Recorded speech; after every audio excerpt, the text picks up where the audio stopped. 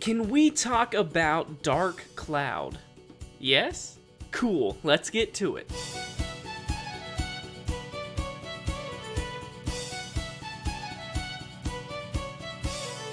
Dark Cloud is such an interesting game to me. It's one that I remember seeing on store shelves as a kid and wanting to try it out, but I could only have so many games at a time, so I'd always turn to games I knew would be good, like Digimon Data Squad, Power Rangers Dino Thunder, or Crash Bandicoot Wrath of Cortex.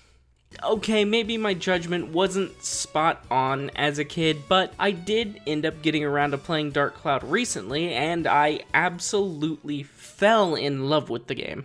Dark Cloud was the first game developed by Level 5. You may be more familiar with Level 5 from their work on the Ni no Kuni series, but Dark Cloud is where it all started for them. Released in North America on May 29th, 2001 as an exclusive to the PlayStation 2. It received pretty good reviews, selling over 800,000 copies worldwide, which was a pretty big success at the time.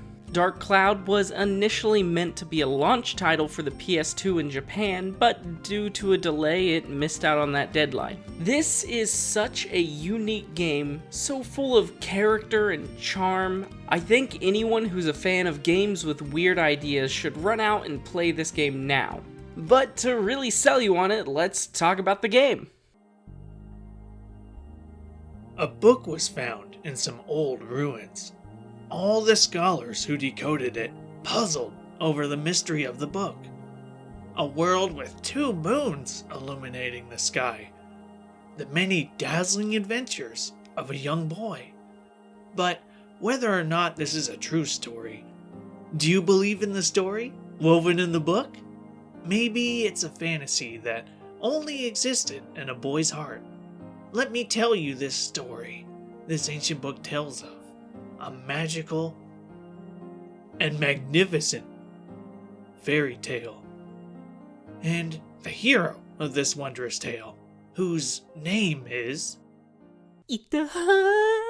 The game opens on a group of people kneeling in front of a large, smoking urn. In comes a general and some fat guy as the group of people start a spontaneous dance mob in the background. Ah yes, that is certainly some dancing. We find out that the general is paying the fat guy to put together this ritual as a mysterious character watches from the shadows. It turns out that inside this urn is a dark genie, and it was sealed inside there more than 400 years ago after it used its dark power to burn away the world. The general plans to free the dark genie and use its power for himself. Now the ritual complete. The genie wakes from his sleep, then with a jiggle of his belly and a nod from his head, he just goes and fucking eats the fat dude whole. We then cut to a panning shot of a girl running through a village at night. She bursts into the home of our main character and tells him that he needs to get going because something outside has already started. Nice, so Itaha already has a love interest. I wonder how that plotline will develop. The joke is that it doesn't go anywhere. Outside of the house, we see people running to the town square to join in on the dance party. Up in the dark sky looms the genie. He uses his magic to attack the town, destroying everything around. Amongst the burning village, Ita sees his love in danger and rushes to save her, as the falling windmill lands on top of them both. Suddenly, a voice calls out from the darkness. An old man named the Fairy King? That's not what I would have expected a Fairy King to look like, but okay. The Fairy King tells Ita of the Dark Genie and how he has destroyed not only your village, but half of the world in one night. The king sees that you have a kind heart, and he entrusts you with the power to accessorize. This stone is called the Atlamilia, I think. I'm just gonna go with that. With this stone on hand, Ita now has the power to seal the Dark Genie and save the world. But still, here we are. Our village destroyed, our friends, and our family all gone. Ooh, butterflies! Now that we're given control of our main character, it's time to talk to the one person who made it through all of this alive. The mayor. I wonder how all of this is gonna affect his re-election plans. The mayor hands you some supplies and immediately sends his one surviving villager to go into the most dangerous place around. The Divine Beast Cave. This is where one of the two gameplay types come into play. The unique thing about Dark Cloud is that it mixes an action RPG with a city builder. When you enter the dungeons, you are greeted with a floor selection. Going into the first floor, we are once again greeted by the Fairy King, who runs us through a tutorial. The goal here is to crawl through each procedurally generated level until you get to the last level of the dungeon. Here you will find weapons, defeat enemies to find door keys, and collect Atla. Atla is some weird magic orb thing that the Fairy King put everything into, so nobody actually died. Whew, thank God, I thought this game was actually gonna earn its T rating. Ita can open up the Atla to collect parts of the village to be used in the city builder part of the game. The actual dungeon crawling part of Dark Cloud is extremely stressful. You may not think it at first glance though, so let me explain.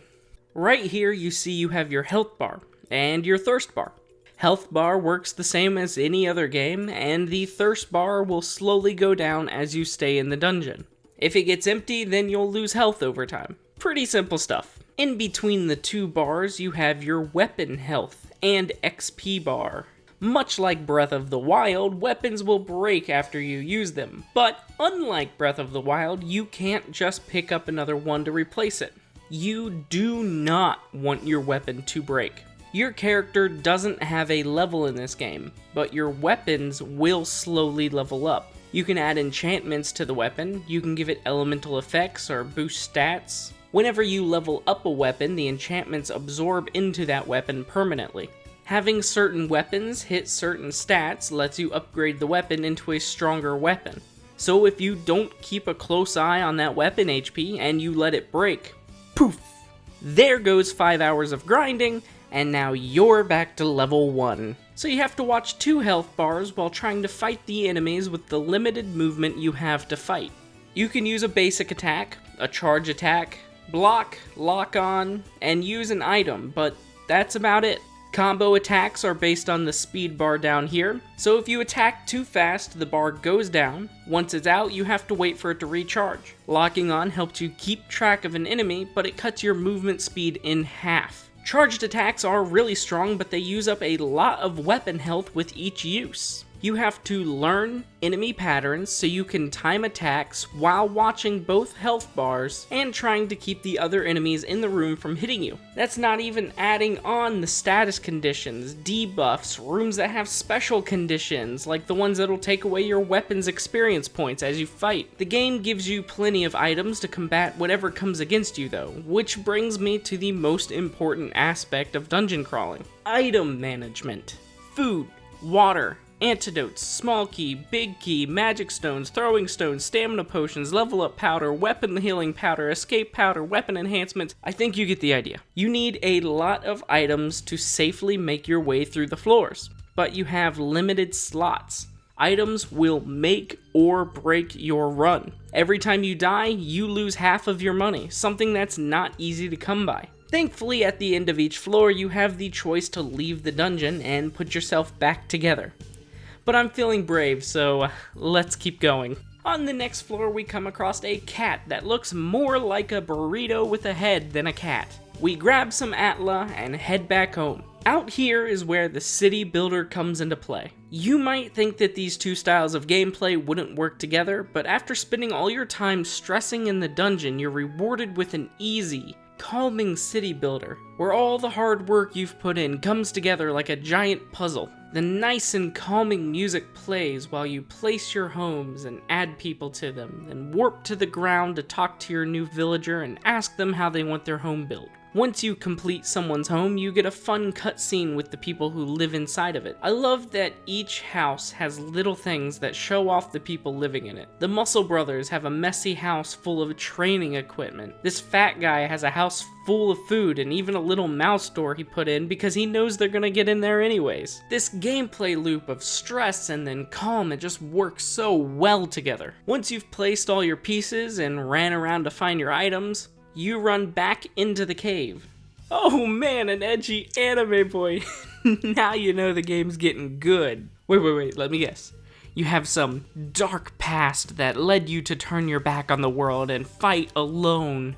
Or you lost someone dear to you in life, and the anger has manifest itself as a demon that resides inside you now. Oh, here we go. Ah, it was the demon thing, you poor edgy anime. Oh shit! Edgy anime boy shoots a beam of power at us, but instead of getting out of the way, we decide to block it, so we can save the burrito cat that decides to show up out of nowhere. Edgy boy gives us a gift called the changing potion, which Ita doesn't seem too happy about. Edgy boy slowly walks away and burrito cat becomes a ball. We can't seem to progress past this room, so we collect the cat and head home. Well, I have a cat now, and Mom wants me to name it. I know exactly what to call her. That looks more like a burrito with a head than a cat. Enchilada. Alright, well that takes care of the cat. Now let's see what that changing potion is. Alright, a magical potion that changes an animal into a Oh no. Of course there's a cat girl. And now Enchilada is on our team. I really like how you just have this random cat girl holding onto your leg and your mom just walks up to you like, "Ow, is this a new friend of yours?" Enchilada plays a bit different from Ita, and by that I mean she has a slingshot. And if you plan to play as her, I hope you're ready to hear the one and only thing she says over and over.